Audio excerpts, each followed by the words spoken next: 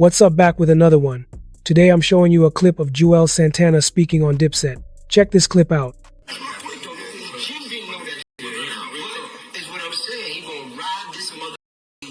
everything you can take along the way. So that's what some ace of spades. That's his game, right? You know what I'm saying? Get you some ace of spades, man. So make a long story short, right? I respect the guest hat. Come on, man. So Jim was going to college, right?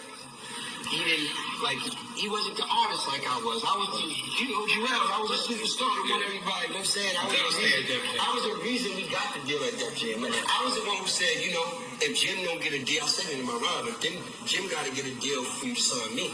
That's how we made it. All right, to sign me, you got to sign the Diplomats. That's how we did it. Cam, of course, it was the idea, but I had to embrace that. I could have just went off and, you know what I mean? Whatever, you know what I'm saying? Up at that time, you know what I'm saying? But I knew, cool, this is what we doing. Make a long story short, moving forward, up to the part, Jay becomes the president of Def Jam. I'm still in Def Jam. We in cahoots. Shit, my beef with Jay-Z and them. That's when it's going down. Wait, it was very cool. No, now we in shambles now. Shambles? Yeah. Okay. Becomes the president, and I'm still over there. So Cam was like, nah, I want you to come to Koch. When this nigga's the president, like, nah, you're not doing this. I'm like, nah, I want that Def Jam. Koch is not a good look for me. Right. I'm a mainstream artist. I want to be on the mainstream label. Let's be clear. I want to be clear. At that time, 50 is also on the radio saying, if you go to Koch, this is a graveyard doing that. That was a little bit after. Okay. This specifically, that was a little bit after. All right. But that came about too. You know what I'm saying? But so I'm telling you that to say this, so you were not optimistic with Jay? It wasn't about Jay. I just wanted to be a Def Jam. Right. You can deal with that. I'm still, because I know how loyal I am to Cam. I'm never gonna break that. Ain't nobody can come in between. Now I don't know if other people, thought that. Make a long story short, right? L.A. Reid also the other CEO. L.A. Reid was up there. So now we're talking about the time. At that time, where kind of me and Cam, I think, got a little straight too. L.A. Reid had invited me to hear my album, my second album, downtown. Did he put on Vaseline? Yeah, of course. That's what he does. Yeah, he put on Vaseline with his pinky. They called me down and listened to my album, and who's in the office? L.A. Reid and Jay-Z. So they listened to my second album. I didn't know Jay-Z was going to be there. Cool. This is all. I get the call as soon as I'm walking out there. I don't even get a chance to call Cam. Cam calls me. Of course, he found out Jay-Z was in the office, so of course, he wasn't too happy with that. You know what I'm saying? But I just had to break it down to him that, yo, bro, I didn't know Jay was going to be in the office. You know what I'm saying? And I think at this time, everything I'm talking about, people, is at this time. It's years ago. You know what I'm saying? At this time, I don't know if he thought you was playing the other side? Yeah, I don't know. I just think these are the type of things that would happen, and then, it was things I was looking at on his part, and I'm like, is he doing this to you know what I'm saying? I'm just telling you how things even got to where he got to. You understand what I'm saying, too? Let me just jump in real quick. It's honestly kind of sad hearing this, because it wasn't talent or music that ended Dipset, it was egos. We all know about the history and the connection they had, and knowing that pride and personal conflicts caused the split makes it hit harder. But who's he? When you say Cam. Oh, okay. I'm saying, but the reason you never heard me get on, I had a couple times when I was kind of really mad. But I've always respected, even like the Apollo show, Cam took me to the water. He showed me how to fish. That's right. I'm forever grateful. You'll never hear me really talk. You know what I'm saying? Now, can I tell you a story? I can tell you a story about things that's happened.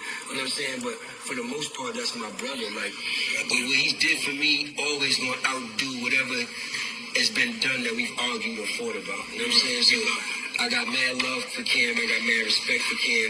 We in a great place. We got a lot of stuff up and coming, moving. But, down there, so I think he called Jay and flipped on Jay, and we having my artists come down there and Cam went crazy. But you as a youngin', I imagine you a young one at this time. You can correct me if I'm wrong. Are you understanding Cam plot, or or you sitting back and saying, yo, y'all are thinking I'm about to elevate, and he kind of hated. Yeah, I did a little bit. I basically feel like that. You be rolling, you know, everybody's mind. It's almost like, all right, I'm gonna take for instance, right? My cousin got God bless, right? And there was a lot of things that transpired within that week, and a lot of that could have got hit. You know what I'm saying? If God wouldn't have kind of kept pointing us into the right direction, because everybody looks like a suspect. Basically, what I'm saying is when things are going and tension is, that's why communication is key. Me and Cam just didn't communicate enough at that time, the way we should have been communicating. Him being Cam, the boss, and me being just the artist, like, yo, listen, bro, this is what's going on, this is what's going on. Instead of letting a lot of time get in the way, distance get in the way, him doing things, me doing things over here, him doing things over here, allowing me to think it could be like this, him thinking over there, or it could be like this. And I think that's how it happens at all parties, and that led to us, you know, going through what we went through personally, and, you know, at that time. And What's up? So what are my thoughts about this? Here's the thing. The Dipset breakup is a classic example of how powerful, influential groups can lose momentum, not because of lack of talent, but because personal egos get in the way. Juelz Santana, Jim Jones, and Cameron were a force, shaping an era in hip-hop with their sound, style, and charisma. Their run pushed New York energy back into the spotlight and inspired countless artists and fans alike. What makes this breakup sad is that all of that influence and history could not overcome pride and differences in direction. Even though they made incredible music together and created a strong brand, internal conflicts slowly built up, and ego eventually outweighed unity. Hearing Juelz reflect on it gives fans perspective, showing that it wasn't a lack of respect or skill, but human nature and personal ambitions that caused the split. Make sure to drop a comment, smash that like button, and make sure you subscribe for more videos like this, and I'll see you in the next video.